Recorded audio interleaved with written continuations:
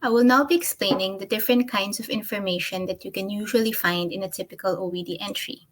To do this, I'll be showing you an example of an OED entry, standing place, which has been recently revised. So let us now go to OED.com to look at this entry. So this is the OED homepage. So let's just go to the search bar and look for our entry, standing place. Let's click on it. As you know, the current edition of the dictionary that is exclusively accessible on OED.com is a living, changing text that is updated every 3 months. Modifications in these regular updates may include further revisions to definitions, pronunciation, etymology, headwords, variant spellings, and dates, as well as new senses, phrases, and quotations.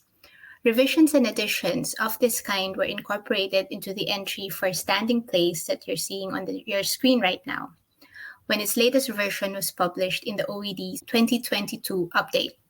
Revision information like this can be found by clicking here. Here in the Meaning and Use tab, you can see the different senses of the compound standing place, all in chronological order.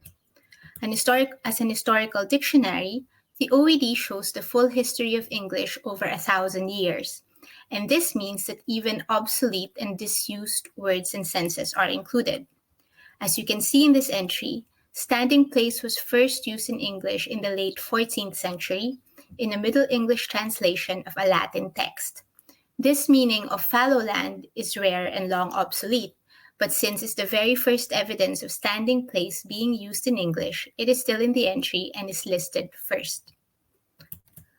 The second meaning listed in the entry is a place assigned or reserved for a person or thing to stand in, a place designed to accommodate a person or people standing. This is what we can say is the more commonly used meaning of standing place, which is first attested in the early 15th century and continues to be used until the present day.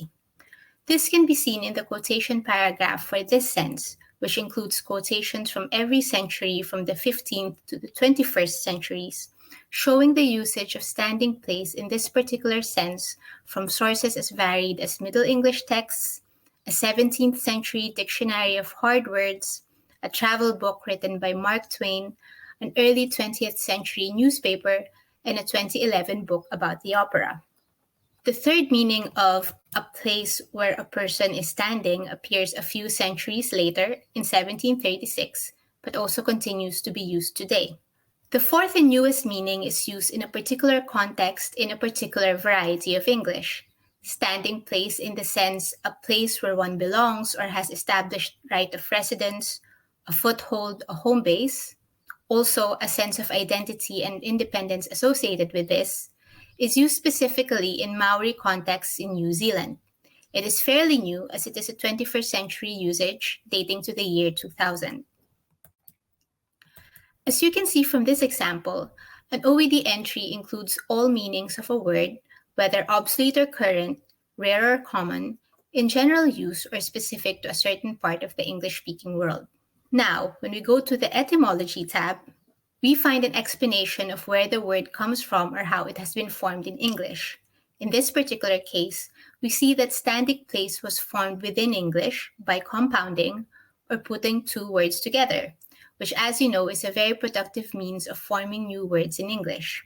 However, there is an additional element here, as the New Zealand sense that we saw earlier is actually a loan translation from the Maori language. This means that the use of standing place in the specific sense was influenced by translating an existing Maori word, torangawewe, using English elements that together make a similar meaning. In the pronunciation section, we see the different ways that standing place can be pronounced. Just like all non-obsolete entries in the OED, this entry has both a British English and American English pronunciation. And since it also has a New Zealand English sense, it also gets a New Zealand English pronunciation. IPA transcriptions are provided, IPA meaning the International Phonetic Alphabet, but we also have these play buttons that, when clicked, will play recordings of standing place being pronounced these different ways. The audio pronunciations are not synthesized, but are recordings made by actor phoneticians recruited for each variety who came to OUP's recording facilities in Oxford to read each transcription aloud. So let us now play these pronunciations and see how that works. So this is the British English pronunciation, Standing place. the US English pronunciation, Standing place. and the New Zealand English pronunciation. Standing place. The pronunciation section also features relevant pronunciation keys, which explain the key sounds and symbols for each pronunciation model. For example, here are the pronunciation keys for British English, for US English, and for New Zealand English.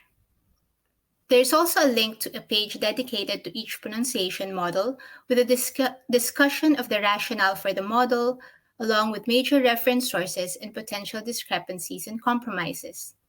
The OED has formulated specific pronunciation models for several varieties of English, which can all be consulted on the OED website. These models were developed using pronunciation data drawn from varietal dictionaries, knowledgeable native speakers, and online evidence of natural language use.